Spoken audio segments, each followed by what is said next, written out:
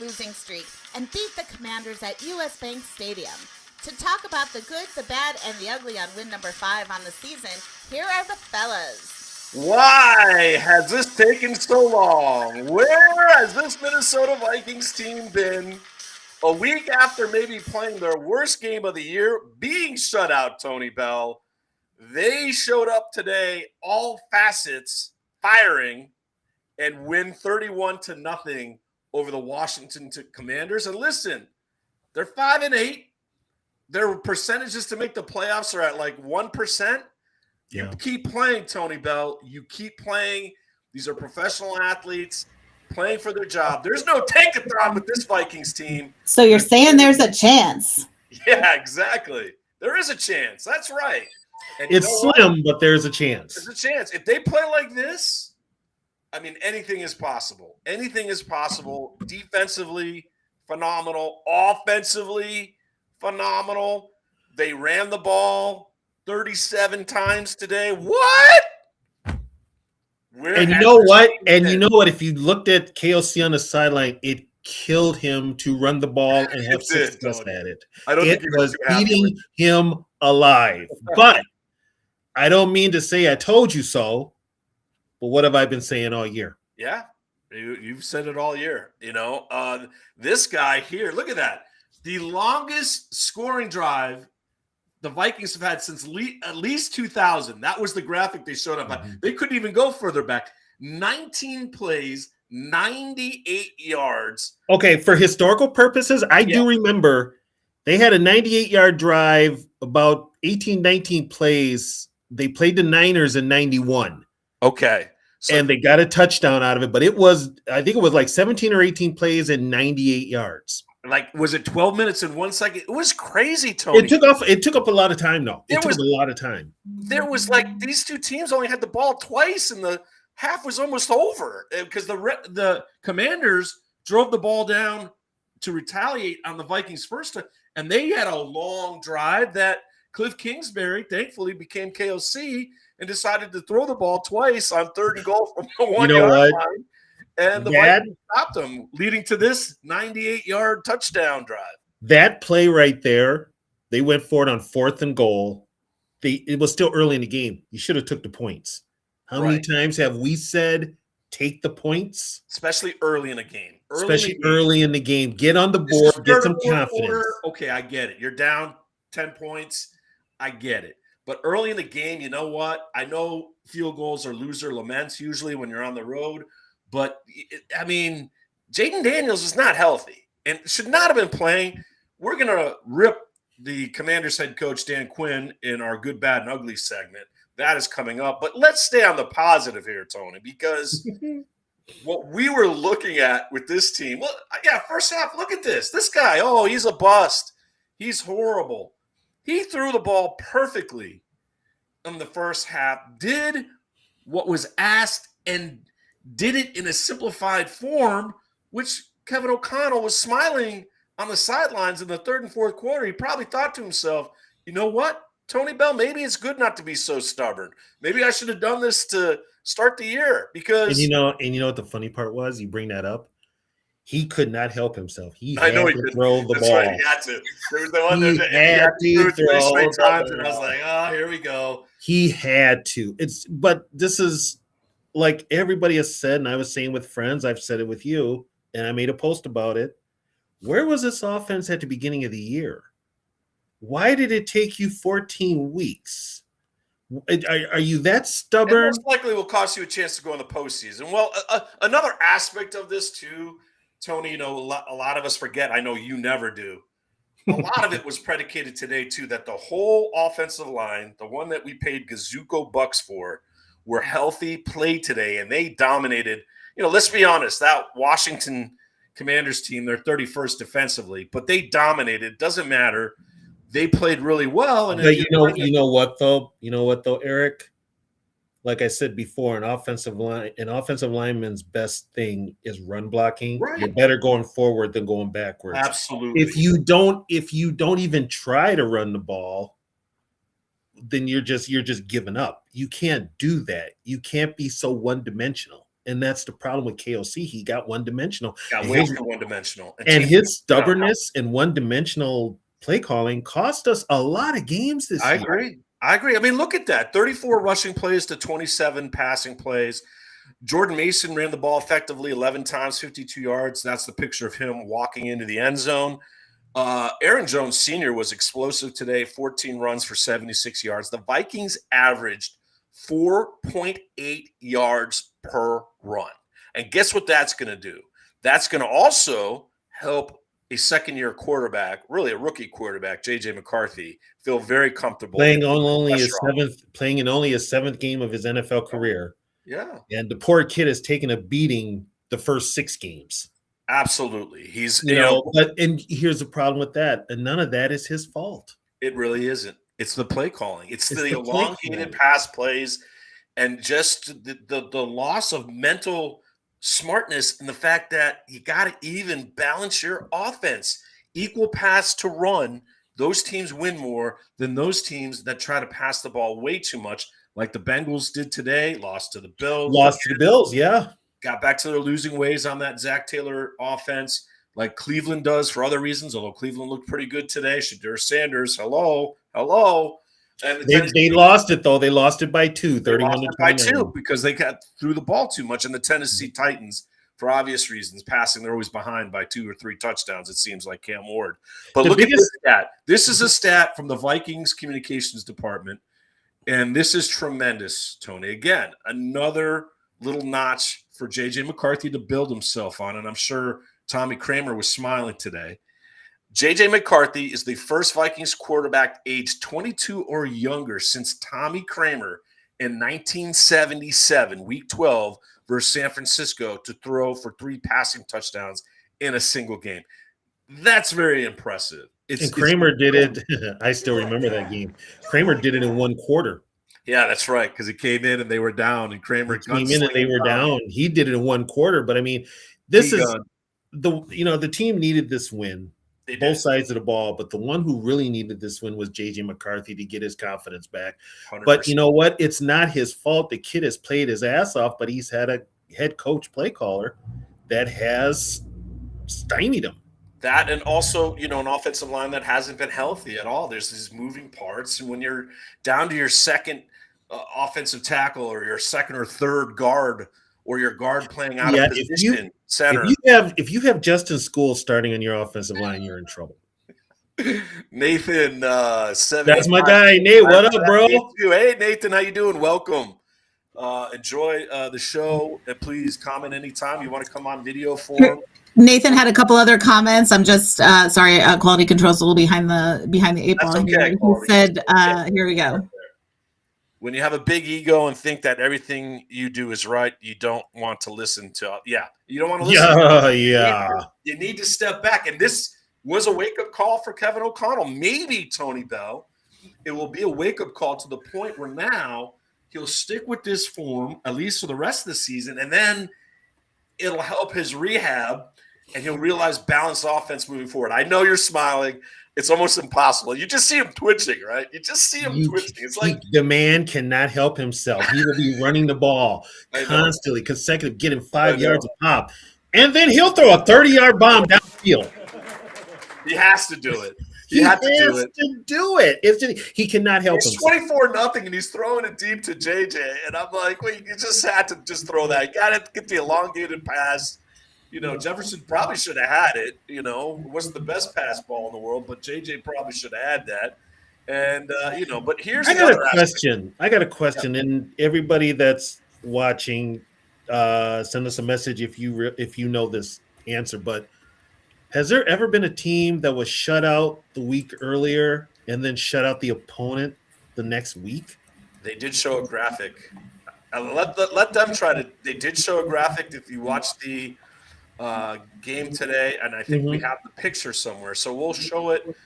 Quality control, make sure you show that picture at the end. There was a team that did it, and I'll just give you a hint. It happened in 1992, so that's the year it happened. If you guys want to try to figure out what team it is, go ahead.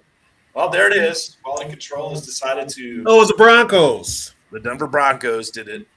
And that really in itself, great picture there, NFL Fox, these awesome pictures, courtesy of the NFL. And what's that? And what's that formation called right there? That's a victory formation. formation. So that's your Yep. favorite position when you're playing football, unless you're on the other side of it. If you're Right. defensively lining up, it doesn't feel so good. But right there, the Vikings became the first team since 1992 to lose by being shut out and then winning the following week with a shutout. So, yeah, consistently inconsistent, Tony Bell, which this team continually is in every facet. But today was one of these days that I think, Tony, we would have thought we'd have seen more of, right? Like this year, Right. you figured we'd see more of. I figured they'd win 10, 11 games, get to the second round of playoffs by playing this style of football. Because you had two good running backs, and they both showed up today.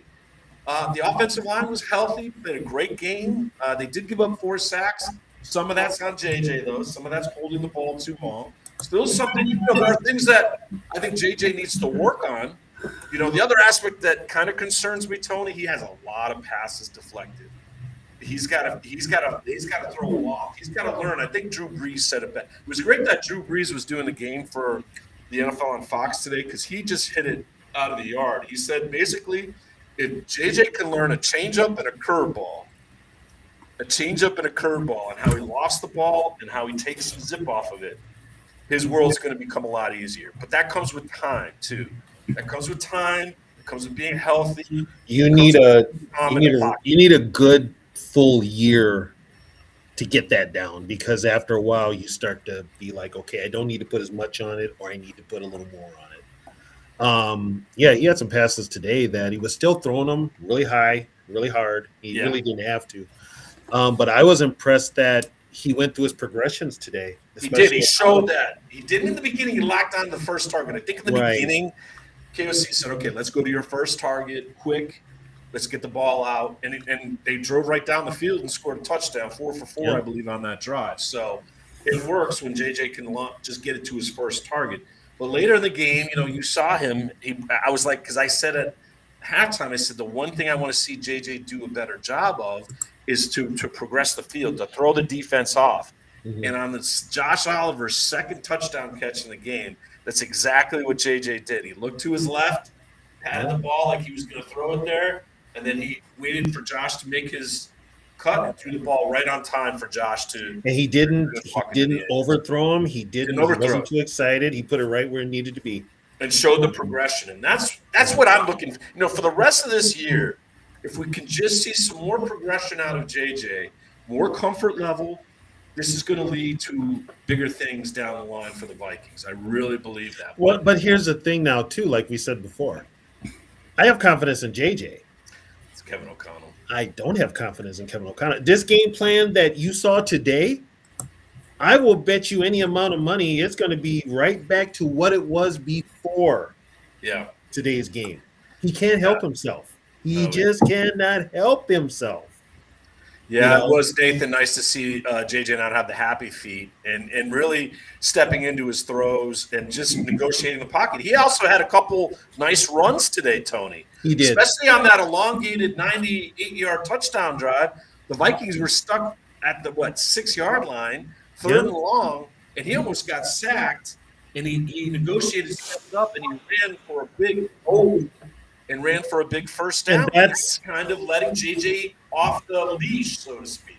And that's what we were talking about. He had a lot of those runs earlier in the year where he could have took off, but for some reason, just like Josh Dobbs, he stayed in the pocket, and that right there, you knew that was Kevin O'Connell in his ear telling him to trust his pocket and trust his receivers and let them get open. But I mean, when your receivers are running 10-yard routes and they're not getting separation, it's hard. Yeah. You're kind of screwed. You're kind of screwed. And overall, too, we're saying how JJ has to improve. Well, the wide receiving crew that we have, I think we overestimated what we thought they were going to be able to do this year. But, I mean, Jordan Addison had a couple more drops today. Yeah. Getting open was a problem for certain points, especially in the second half. There wasn't a lot of separation. Although I'll say this, on one of those plays, it was a crossing pattern. And I think this is the play where Justin Jefferson was wide open, though. If JJ just took a little extra time, and pushed his head back, he would have had probably a touchdown. So, and Justin did get a little upset on that play, but after that, he calmed down, realized, hey, we're ahead. You know what? That's fine. It's a missed play. He threw a really beautiful pass to T.J. Hawkinson. It was low, and it was only where Hawkinson to catch it. And Daniels of the Commanders made a really nice play, getting his hand on it. That was a huge. The plays that really worked today were the screens. Yeah, which is what he ran at Michigan. So it's kind of like they kind of got plays that JJ is familiar with. They kind of ran. Yeah. But like we said before, the running game opens all that up. It does. It does. It opens the play action. Jennifer Daly chiming in. Thank you for doing so, Jennifer. Thank you for watching. Good game. KOC kept to himself, and the Vikings. So now here's my question for nice progressions through the day. Here's my question for you, Eric, and the rest of the people watching. Mm-hmm. Who got into KOC's ear this week? I'm going to wonder if maybe a little front office discussion. Maybe they had a little powwow with Josh McCown and also Mr. Phillips. That Wes Phillips, I am not going to call him Wade today. Okay, it's Wes Phillips. I love Wade Phillips or Bum Phillips, the Phillips family, one of the great coaching families in football. I think it was listen. It was so bad last week that KOC probably should have just told himself, "I've got to make changes. We can't continue to go forward with this." And Justin Jefferson had the famous thing that he said a couple weeks ago: "We can't expect to just show up and things are going to change when no changes are being made." And this is exactly a case in point. They need some severe changes, made an honest, earnest effort to run the football effectively against the defense. They're ranked 31st. It was one of the worst defenses in football we played today, and they certainly looked that way. But the key is to stick with a game plan and make it work, and they did, changing the philosophy. Should I take an early payout of $50? What's that? Quality control? Cancel that. Are you on DraftKings or FanDuel? I don't know what she's doing. She's doing something probably she shouldn't be doing. But considering her team don't play till what, tonight? No, they're off. The Patriots are off. This is their bye week. Nice. Oh. They even get a late bye week with their fancy 11. Yeah, what the hell? I mean, what? Everybody else gets an early bye week, and here the Patriots are like damn near Christmas time, and they get a bye. Come on. Exactly. Here are some statistics just to show you how effective the defense was today as well. I love reading these statistics. Washington had 206 total yards today. That's it. They had 99 yards passing. In fact, when Jaden Daniels went out of the game, he hadn't broken 100 yards passing. Rushing, they had 107. I think that was the one thing early, Tony. Rodriguez and the Commanders were running the ball well, which is why it was puzzling that on 3rd and 1 they stopped running the ball and started throwing. It's all of a sudden the script was flipped. All of a sudden, Cliff Kingsbury turned into KOC.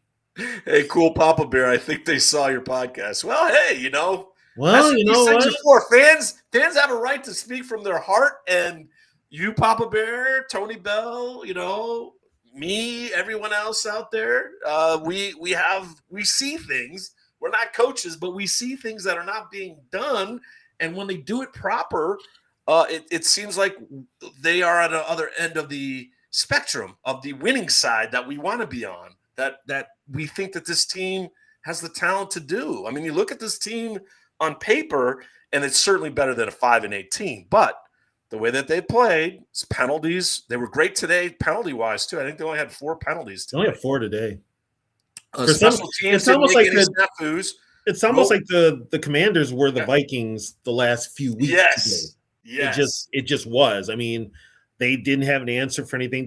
They basically pushed Jaden Daniels out there. By the way, this was a matchup between 2 number 1 top 10 quarterbacks in the draft last year. That JJ won again. Jaden's beaten Caleb once. Now he's beating Jaden Daniels. Yeah, and so it's bring on Bo Nix and bring on Drake May next year, hopefully. So Drake May next year, definitely Drake May next year. Boy, but I mean, it just for me, the Commanders, I think they're checked out. Well, you know what's crazy is they had that devastating loss on Monday night. That really hurt. They played their hearts out. They played their tails out. And then when they got down early, yeah. Wow. Bears Packers 0-0, 4 minutes left at Lambeau. Green Bay is driving. Thank you, Nathan, on that. That's an old NFC Central kind of score between those two teams. So I wonder what the weather's like there at Lambeau. Is there snow on 17 there? degrees. We're sitting on 10 degrees. Lambeau's probably 17 degrees. But how much fun was that watching the Bills and the Bengals in the snow there in Buffalo? That was a fun game to watch. I love watching it. I don't know, Tony, you played. Did you enjoy playing in the snow and the cold weather, or was that just something you had to deal with? And no, that's not fun. I never played in any bad weather. The worst weather I played in was a rain storm. Okay. Well, you got lucky then. Yeah, but I never played I in would the think snow. playing in the snow would be fun though. If you're all, when you were a kid playing in the snow, you lived for snow days just to play in the snow. And you played tackle just to play in the snow. Nate knows that because we used to play football in the snow all the time. Yeah, we used to play a game called Kill the Guy.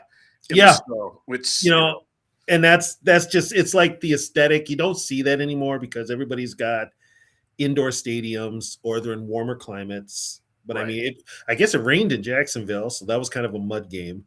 It snowed in Cleveland, and there was a ton of snow in Buffalo. So I mean, it's just it does, it's fun to watch. The aesthetic is there. It's like old school football, which we don't have anymore. Yeah. No, we don't. The only thing that would have made the Viking game better today was probably playing outdoors. Outdoors in the snow. That's outdoors. That's in the cold. You don't have that old classic NFL films. No. Not the old Met, when the Rams came into town. It just looked like they were in the old. And as the sun goes down, it gets colder. It gets colder. So you don't have that. But you know what? You take what you have, and they got the W today, a shutout. They did. And some of these stats, again, just to finish this, another key stat today, Tony, they were actually competent on third downs. They were 6 out of 11. It's the first time the Vikings have been over 50%, I think, in forever this whole year on third downs. Wasn't at one time JJ like 4 for 4? Yes. At one point, they were, I think, 5 for 5 on third downs at one point. I saw that Score North message that they had 5. That's a big deal when you convert on third especially down. For the last few weeks where we couldn't convert a third down for and then on fourth down, Washington was 1 for 3. Minnesota was perfect 2 for 2 on fourth down. So they held the ball for 34 minutes compared to 25 minutes for Washington. Everything about this game was dominant, but I think the key is, as we get to our good, bad, and ugly, is the fact that J.J. McCarthy looked like he was an above-average quarterback today. This is all they really need. Today we saw the J.J. McCarthy that we've been wanting to see. Yes. But it took, unfortunately, it took the head coach to fail. To basically go against his well-being and do something that's fundamental football. He's still twitching, though. He's twitching. We'll be interested to see what happens in Dallas if he can maintain this. And here's the thing. It's on national TV. Sunday night. He can't help him. He cannot help himself. No, he's going to want to throw 25-yard, 30-yard outs. We know it. For 1 week. Yes. I'll just remind you that we have Caleb Williams as our starting quarterback in our fantasy football league. Oh, thank you for bringing that up. Quality control, and it's 0-0. Yeah, he's already thrown an interception. Oh, that's great. All righty then. Let's go to more positivity. Get away from the negative. Thank you, Quality Control, for that update. As we finish up the last 5 minutes here, Tony, anything else today that you saw watching it that, maybe we haven't really hit upon that really impressed you today? And then the good, bad, and ugly. The Vikings won the turnover battle. That's key. The Vikings won the turnover battle, and when they do, they are successcw. Last 38 games, there was a statistic. When the Vikings win the turnover battle, 34-4, Tony. Yeah. That's winning football. And they came into this game, I believe they were like a -14. Yes, in they're turnovers. 1 or 2 worst in the NFL. Yeah, they're like minus 14. Even Seattle's up there. I think Seattle's higher than the Vikings are, which is Yeah. amazing because they're, Seattle is a Super Bowl contender and they wiped out Atlanta today. Well, you know what though? Seattle turned the ball over against us a bunch of times too, so we couldn't do nothing with it. We couldn't do anything with it though. That was a whole different ball game of us showing our incompetence. But I mean, finally, defensively, and it's the two players we expected to make an impact got turnovers. Van Ginkel, another turnover, another interception. That's it. Isn't that his thing? Just picking the ball up and catching it. He caught it. He drops a lot of those too, but he caught it. Which that was huge. Anybody that watches that play, you'll see Jaden Daniels giving pursuit. Well, then Jaden gets blocked right on his bad arm, which knocks him out of the game. That's when he went out of the game. Yeah. And that's what we're going to get into in the good, bad, and ugly, because I'm going to let you start off, but, man, I have a big-time bad as far as this game being played. And it's going to be centered around Jaden Daniels. But your good, bad, and ugly, and then game ball, Tony, for today. Well, the good is J.J. McCarthy in the offense. And God, I can't believe I'm going to put him in with the good, but KOC's play calling, that kills me. I just hey, hopefully you have that killing you more often as we go down the stretch. I will live with that. If it's every week and it's like this, I'll live with it.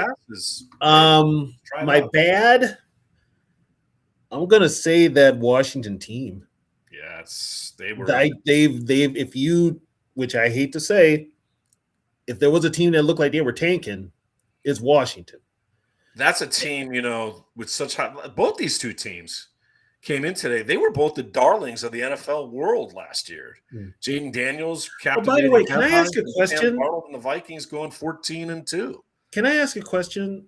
Yes. What the hell is Deebo Samuel's off-season workout regimen? Is it hanging out at the nearest buffet or what? I don't know, but I saw him. Did you see him on the sidelines? He looked winded. He looked winded. I'm just like, dude, you were skinny with the Niners. All of a sudden, you're like ready to play on the D line. What's going on? Yeah, he's eating too much at the buffet line is what's happening. And the fact that the Washington decision makers thought it would be a good decision to put Jaden Daniels back out there with the bad arm. Yeah. Exactly. That did hurt me. We haven't given KOC credit. That really hurt. That's killing me. So bothering, Tony. I can tell. Well, my good, bad, and ugly, very similar. The good, I'm going to switch it up. I mean, obviously, JJ, that's an obvious one. But the good today was the defense. Yeah. And the defense actually stopped Washington. I mean, it took them all the way down to the 2-yard line, but they stopped Washington from scoring on that first drive. And when J.J. McCarthy took the Vikings down the field, 98 yards, 12 minutes and 1 second, to go up 2 touchdowns, you kind of had that relaxed feeling like, you know what, this is going to be a good day. But it was because the defense made the stop when they had to. And then from that point on, the defense didn't look back. There was a couple sacks today. Redmond and Eric Wilson, who's getting my game ball, by the way. Again, I know – I think I've given it to him like 2 or 3 times, but man, this guy is. He's been the consistent. Him and Jalen have been the consistent players. The 2 most consistent defensive players all year. I thought about Harrison Smith. I mean, Harrison Smith today was like watching Harry of old. His 38th interception, which is the most interceptions by any active player in the NFL right now, and to go along with his over 20 sacks in his career, he's one of the few that have over 20 sacks and 30 interceptions. I thought Harrison Smith was terrific. And you saw him. I was like worried about him because he kept going on the line. I mean, Flores showed an aggressive defense. They were putting here's another thing, 7 men up on the line, and you didn't know where it was coming. And then, Harry would run back. If you noticed, whenever the Vikings showed that, it was the same thing with the Commanders, though. Jaden Daniels threw out to the left. Yes. And they're coming from the left. I'm like, he didn't even look off to the right. Right away to the left. There was one play that Daniels actually was pretty impressive with, because I think a lot of guys would have thrown an interception on that play, Tony. He was going back. The rush was coming right up the gut, and he just threw it, but he threw it low enough because I think it was Harrison Smith or one of the linebackers dropped right back to the spot. And the play was happening. That's where the play was breaking. So the Vikings read the play. But Daniels fortunately threw it low enough where it was not intercepted. So it was actually a good play by Daniels throwing it away effectively because the Vikings were all over that play. They had that. We've seen, we've seen what Jaden Daniels can do. He got him to the playoffs last year and then beat Detroit. So we know what he can do. Yeah, but he should not have been on the field today. But to see what they've done to him this year with the injuries, and then to rush him back out there, it's almost negligence. It's like this is your franchise quarterback. I mean, that's my bad. That is, you can't do that to your franchise quarterback. Winning is not that important this time of year, especially when, you know, the Commanders are one of those teams in that tankathon thing. At this point, you're not making the playoffs. The Vikings have a chance, as slim as it is. So they, you know, at that point, I think the best bet for the Vikings now is to just play spoiler. Just play spoiler. You know what? No pressure. No pressure. And the bad today was the Commanders' defense. They are horrible. You can see horrible. Why they're 31. And you know what? When you pressure against a defense like that, you better run the ball. You better run the football. They have no answer. You better run the football. Just run the football on them. They have no answer. They really don't. And they've had a lot of injuries too. They've lost their 2 end rushers. You know what though? Everybody has injuries. Everyone has injuries, but they just did not come to play today. The Commanders' defense was bad. No, I think I honestly think that's why I wouldn't shock me. I know Dan Quinn's gone, but it wouldn't shock me if he's gone tomorrow. He could be. I mean, that's certainly one of the guys that is on the chopping block because Washington's descent is. I mean, you go from where they went into where they are. And they've already got an in-house with Cliff Kingsbury. Yes, they do. They got the KOC. They got the KOC light. They got basically KOC Jr. Yes, they do. They have KOC Jr. On their sidelines. Well, Tony, great show. We will be back later this week to promote. This is a big game, though, because it's the Cowboys. You know, we say, if we just beat the Packers twice. If you beat the Cowboys, I'll be very happy. And of all the teams I hate in the NFL, the only team I hate with the passion are the Dallas Cowboys. The Dallas Cowboys. So that will preview that game. We'll let you guys know what to look for. But for Tony Bell, for Quality Control, it's a pure pleasure. Great Sunday night to all of you. And as always, people, skol.